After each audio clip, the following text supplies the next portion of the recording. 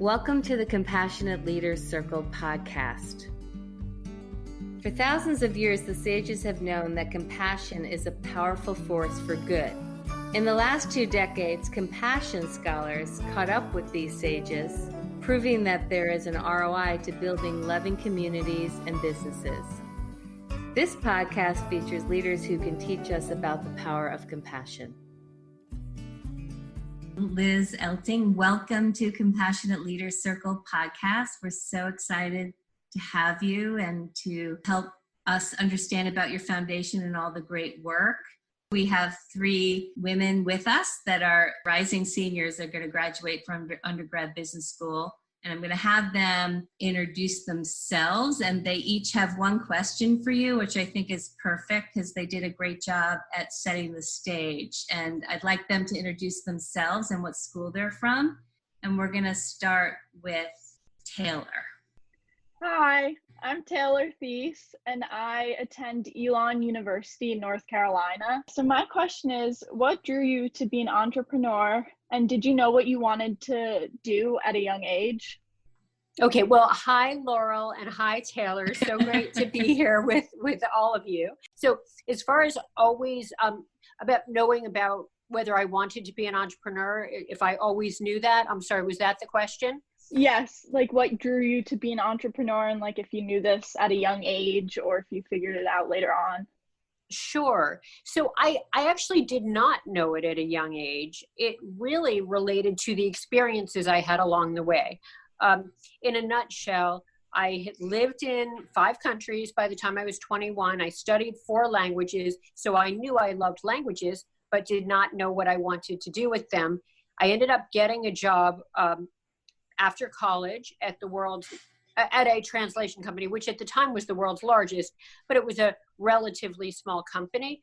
It was 90 people. I learned a tremendous amount. I determined I loved the industry, but I thought it could be done better with better service and better quality. So I then went to business school and didn't think I would be an entrepreneur at that point. I just kind of had my experience at the other company. I had ideas on how it could be done better, but I thought I would go and get a job and learn on another company's time. In a nutshell, I tried out finance very briefly, a total of 6 weeks, determined it wasn't for me.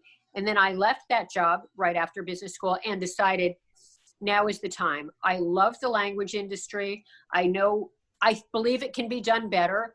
I think I will follow my heart, follow my passion, and start a translation company. So I didn't know until my time at the other company, and after briefly trying out finance and determining both the industry and the environment were not for me. I'm going to dig into that a little bit. I'd love to hear the story because I've read the story online, but the founding story of TransPerfect. How did that come about? We always like to hear the birth story of a business. So I did my junior year in Spain. I then worked in Venezuela shortly after college, and then I got a job at this other translation company, which was the perfect way to combine business and language. People would always say to me, "Oh, are you going to be a teacher? Are you going to be a professor?" Because I was a language major. But I found the perfect opportunity. But as I mentioned, I felt like it could be done better. I saw things that were wrong at the other company or could be improved. So there I was with these ideas. I left that company. I went back to school to get my MBA. And then I thought I had to try out finance, which, I'm sure you all know a lot of people who are going into finance. That NYU Business School MBA, at the time, 70% of the people were finance majors. So I thought, wow, there must be something terrific about this. I'll get a job in investment banking. It's very exciting. It's very lucrative. It's very sexy. And I thought I would try it. And as I mentioned, I got a job at doing equity arbitrage is what I was doing. It was in the proprietary trading division of a French bank. And I didn't really like the work. It was a lot of number crunching. It wasn't for me. And then the other piece of it was I was the only woman professional there. It was me and a bunch of men. And whenever the phone rang, people would yell, "Liz, phone," as though I was the one to get it, even though I was hired as an MBA who was supposed to be doing equity arbitrage. There was a lot of yelling. swearing around the office, just very much a boys' club that I couldn't relate to. So I thought, there's no time like the present. And what I did is I ended up calling a few people I had worked with at the other company, translators. And I said, what do you think of the industry? Do you think this is a good time to do this? And then I also thought it was the beginning, or I knew it was the beginning of the globalization of business. This was in 1992, and it was the beginning of the globalization of business. So I thought I'll try this out. And I was living in an NYU dorm room at the time. It was a few months after I'd graduated. It was actually in the middle of a recession. And I thought, I don't have a lot to lose. I'm used to living like a student, not having money, not spending money, not a lot to lose. May as well do this now. I know the industry and I love the industry. And the goal really from that dorm room was to become to build the world's largest translation company, or what later became the largest language solutions company. And you achieved your vision, which is so exciting. Speaking of the boys' club, I think June's question relates to that. So I'm going to have June ask the next question. Yes, hi Liz, my name is June. I'm from June Liu from the University of Denver. And then my question is, throughout your career, how do you overcome rejection or unfair treatment at work? How do you overcome rejection? Or unfair treatment at work? Oh, wow. Well, that's a great question. Nice to meet you, June. I think you just need to not take things personally because, I think a lot of us, most of us are sensitive and we want to be somewhere where we'll be treated well, and people should treat one another well. But in business, that's not always how it works. Certainly, we've all worked in places and been a part of places where people treat us badly. And I think we just have to not take it personally. I guess it's helpful to find a job where the core values involve treating people well, whether one of the core values is kindness or respect or compassion.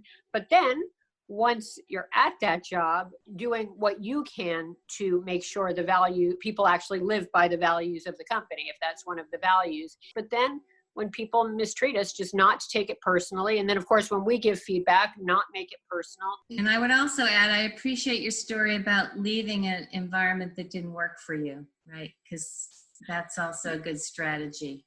Yeah, that's an excellent point. There's plenty of unkind treatment in companies, in the world, in politics, in Hollywood, and in everything.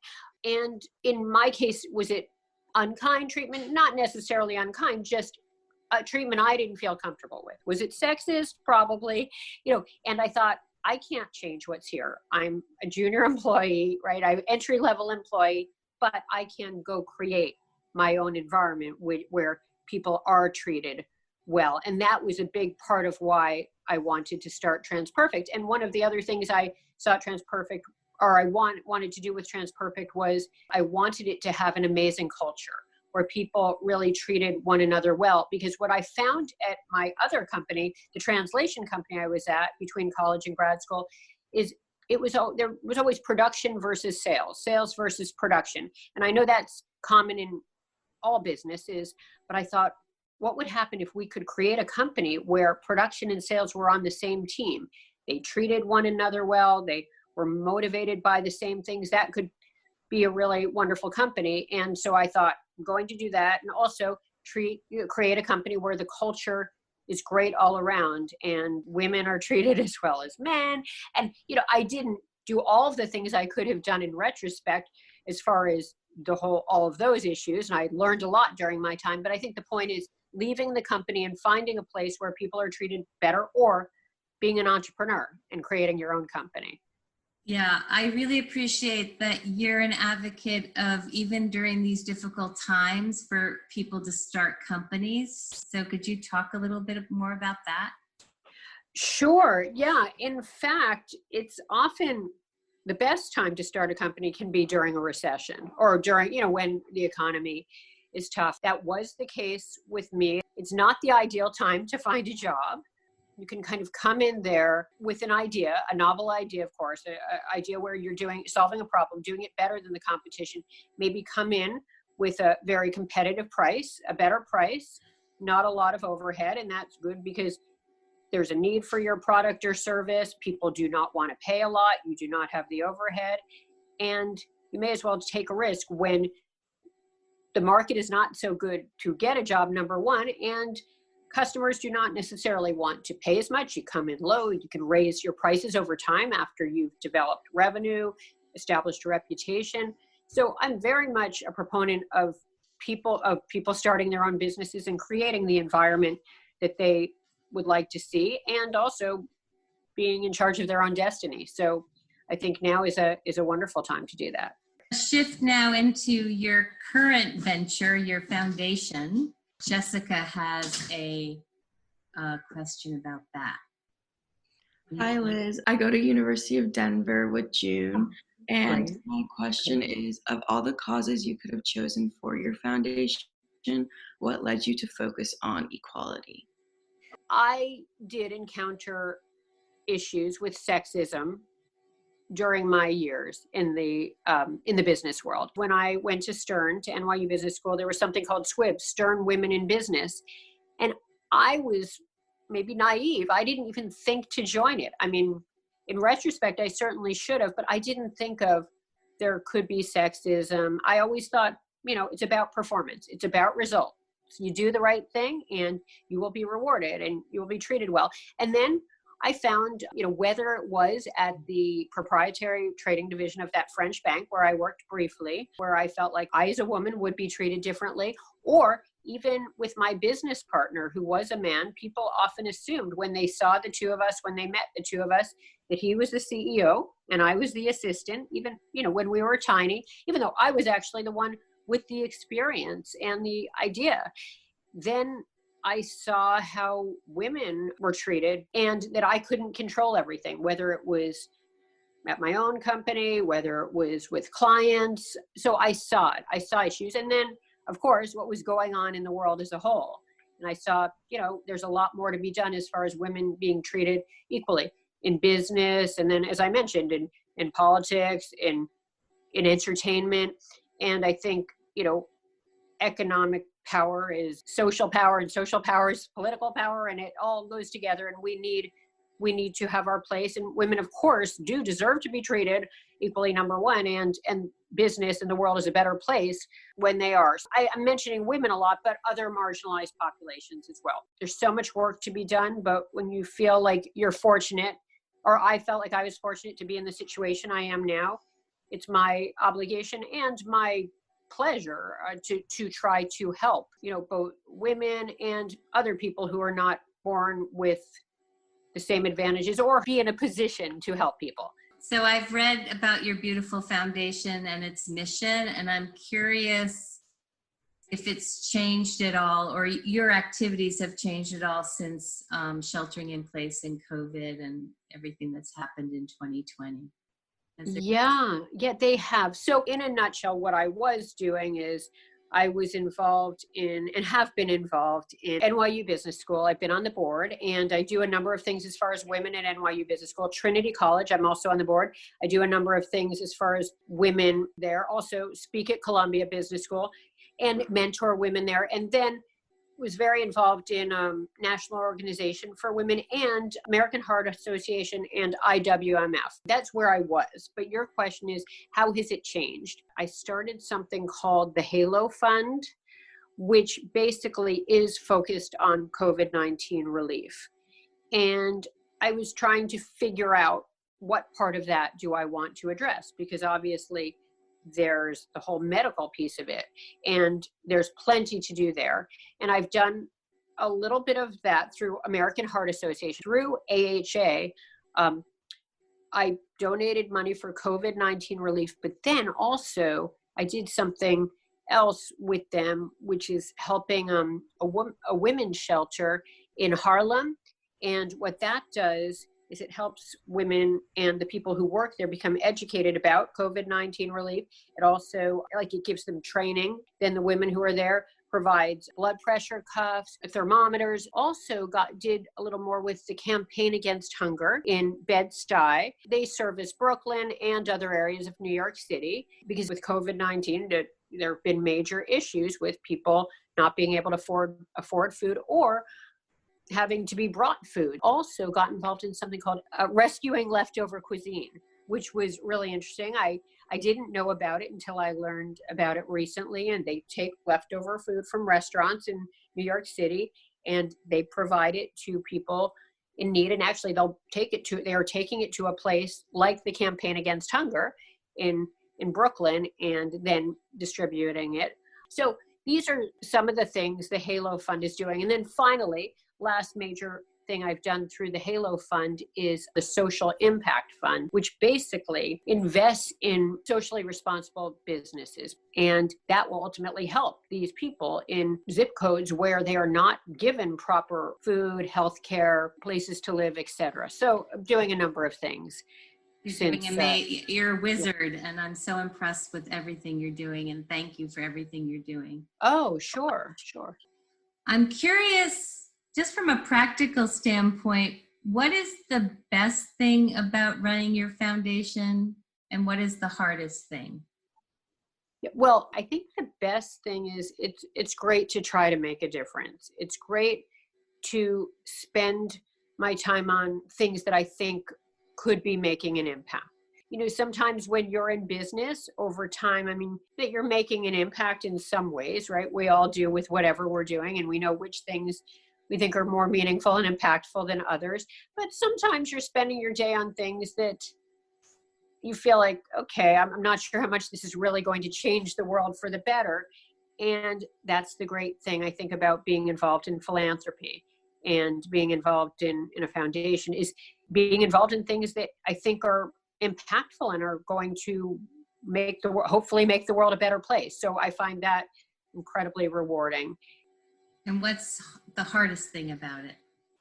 Yeah, I guess it's figuring out the best ways to spend your time or spend my time, because we all can be busy, right? But we want to make sure we're doing it in the most useful and impactful way.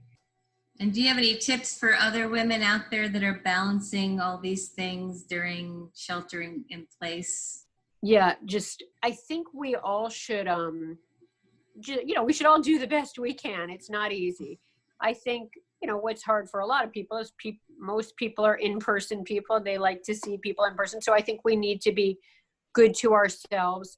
I think we should still try to, practice self-compassion and do things that are important to us each day that make us happy. I think exercise is an important thing, because it's so easy since we can do everything from home, and we pretty much need to do everything from home, I require myself to walk 5 miles every day. I must, no matter what.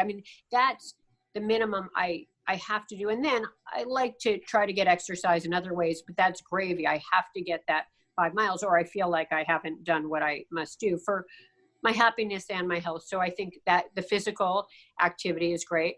Doing something new, taking advantage in some way that you wouldn't, whether it's, in my case, I'm finally, I'm baking again. I'm baking desserts. I love that. I used to do that when I was younger, when I was in high school, and then I got busy with work and family, and I stopped in trying new things and trying new recipes and trying to master a few. I think another is reaching out to people who need us, people in our lives who are alone, who are in their homes alone, whether it's our mother. I'm now making sure I talk to my mother every day. I text her every morning, but I talk to her every day because she lives alone in Toronto. Reaching out to a friend or two every day, if you have the time, I think that's valuable too. I guess I'm a big phone person because we all have so many Zoom calls, and something about looking at the screen day and night, we must take ourselves off it. The same way when we're in a work environment, I think you can't just be on the iPhone or the iPad or the computer 24/7. You have to take a break from the emails. Same with the Zoom call. So you can perhaps walk, get exercise while you're doing it. So those are some of the things those are great. I would recommend during this time. I'm well aware of how much you get done in a day. So I knew you would have some good tips. So that's awesome. Is there anything that you're up to or have plans for the future that you'd like to share with our readers or listeners? Anything you want to promote or shine a light on? Well, I guess in general, I think, I'm just trying to, as I said, trying to figure out the best use of my time and how to make the biggest impact. I think we all should just be looking for ways that we can be leaders and change the problems we see in the world. I'm not sure what's next for me personally, but, I guess that relates to that last thing I was talking about. Try to be the change you want to see in the world. I mean, obviously that's a cliche, but really looking for ways to make the world a better place. As far as what I'm doing next related to that, I can't tell you exactly because I'm not you're sure. You're doing enough. But I'd love for you to share your website where people can get involved with all your wonderful work. Yeah, it's thank you. It's ElizabethEltingFoundation.org. But awesome. Thank you. I appreciate that. We'll put that everywhere. I'd like to wrap up with, since you have such great tips, Liz, anything you want to share with our audience or readers or with these young women that are with us? Any tips or lessons? Maybe things that you wish you knew when you were 22. Oh gosh, so many. Well, I think it really, I want to come up with something novel, but okay. One thing is I think it's so critical to follow your passion because as I told you, I tried not doing that and that didn't work out. So then I did go back to my passion. So I think the follow your passion is so critical. I think most people in the end still don't lead. I've seen firsthand, often you have the very tough people in the world. Maybe you could call them bullies or sociopaths or whatever you want to call them. They're out there. We see them. And then you have a whole huge group who may follow them because it's easier, because they have power, maybe because they're a little entertaining, maybe just because they're fearful, they're afraid if they don't. And then I think you have a small group. They're not the sociopaths, they're not followers, they're like, neither of this is right, this doesn't feel right.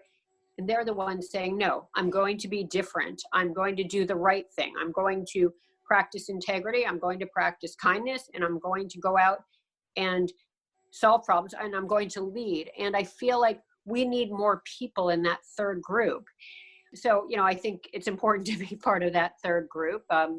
So I'd say that, but, I think being persistent, not quitting is critical. I think working hard is an important piece of it. I think it's hard to achieve the success you want to without hard work. And then, being positive and looking for solutions and being grateful. So those are some of my thoughts. Liz Elting, you are amazing. We are so grateful for your time today. Please go to ElizabethEltingFoundation.org to learn more about her and her wonderful causes. If you want to learn more about us, go to CompassionateLeadersCircle.com or go to Forbes.com and look at compassionate leadership, and there'll be a post there about Liz Elting and all of her wisdom. Thank you so much. Oh, thank you so much, Laurel. I greatly appreciate it. And thanks so much to all of you. Thanks for listening to the Compassionate Leaders podcast. You can learn more about us at CompassionateLeadersCircle.com. Please join us each week as we shine a light on compassionate leaders making a positive impact on their communities and the world.